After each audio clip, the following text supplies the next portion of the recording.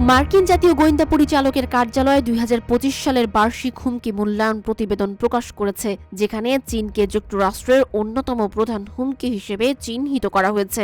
প্রতিবেদনটি বিশ্বের ৪ প্রধান প্রতিপক্ষ চীন, রাশিয়া, ইরান এবং উত্তর কোরিয়ার ক্রমবর্ধমান সমন্বয়ের ওপর আলোকপাত করে, যা যুক্তরাষ্ট্রের নেতৃত্বাধীন বিশ্ব ব্যবস্থার জন্য বিপজ্জনক হতে পারে বলে সতর্কতা দেওয়া হয়েছে।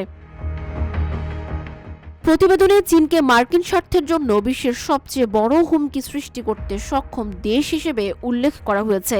যদিও চীন তার কূটনৈতিক ও অর্থনৈতিক ভাবমূর্তি রক্ষায় খুবই সতর্ক, তবে এই দেশটি তার সামরিক, অর্থনৈতিক এবং প্রভাব বিস্তার কার্যক্রমের মাধ্যমে শক্তিশালী অবস্থান তৈরি করছে। চীন আগামী ২০২৫ সালে তাইওয়ান বিষয়ে আরও কঠোর পদক্ষেপ নিতে পারে এবং বিতর্কিত সামুদ্রিক অঞ্চলে তার দাবি আরও জোরদার করতে পারে, যা ইউক্রেনের ক্ষেত্রে রাশিয়ার আচরণের সঙ্গে সাদৃশ্যপূর্ণ। এদিকে সিনেট গোয়েন্দা কমিটির শুনানিতে সিনেটর টম কটন বলেন, আমরা যে হুমকির মুখোমুখি হচ্ছি তার অনেকগুলোই অস্তিত্বগত। কমিউনিস্ট চীন কার্যক্রমের মাধ্যমে বিশ্বের প্রধান পরাশক্তি হওয়ার চেষ্টা করছে।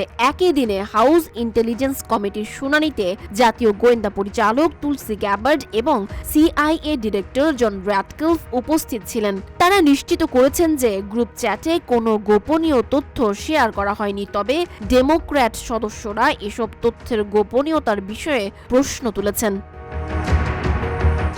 বার্ষিক হুমকি মূল্যায়ন প্রতিবেদনে চীনের সাইবার হুমকি সম্পর্কে সতর্কতা প্রকাশ করা হয়েছে, যা মার্কিন সরকারের জন্য বিপজ্জনক হতে পারে। এছাড়া চীনের লক্ষ্য ২০৩০ সালের মধ্যে কৃত্রিম বুদ্ধিমত্তায় বিশ্বের প্রধান শক্তি হয়ে ওঠা।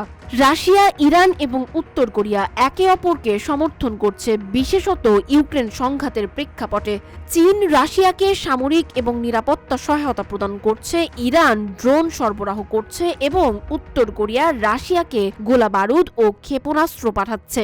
গ্যাবার্ড ইরানের পারমাণবিক কর্মসূচি নিয়ে উদ্বেগ প্রকাশ করে বলেন, ইরান সর্বোচ্চ পর্যায়ে ইউরেনিয়ামের মজুদ বাড়িয়েছে, যা কোনো পারমাণবিক অস্ত্রবিহীন রাষ্ট্রের জন্য অস্বাভাবিক। তিনি আরও বলেন, ইরান পারমাণবিক অস্ত্র তৈরির সম্ভাবনা বাড়াতে পারে, বিশেষ করে দেশের শীর্ষ নেতার অনুমতি সাপেক্ষে।